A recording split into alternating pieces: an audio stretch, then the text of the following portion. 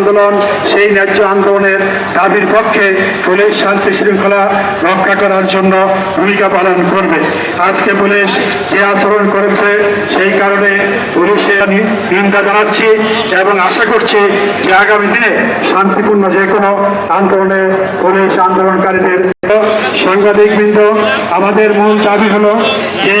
আওয়ামী লীগের দোসর, ফ্যাসিস্টের দোসর খুরশিদ আলম সাহেবকে যেখানে চেয়ারম্যান হিসাবে নিয়োগ দেওয়া হয়েছে, তাকে ইসলামী ব্যাংকের চেয়ারম্যানের যে নিয়োগ দেওয়া হয়েছে সেই নিয়োগ বাতিল করতে হবে, তাকে অপসারণ করতে হবে। কারণ তিনি শেখ হাসিনার আমলে, ফ্যাসিস্ট আওয়ামী লীগের আমলে বাংলাদেশের ব্যাংকের ডেপুটি গভর্নর সহ যে সমস্ত কর্মকর্তার সহযোগিতায়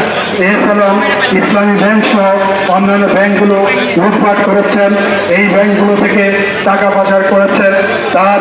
সহযোগী হিসাবে তারাই ভূমিকা পালন করেছে এবং ব্যক্তিগতভাবে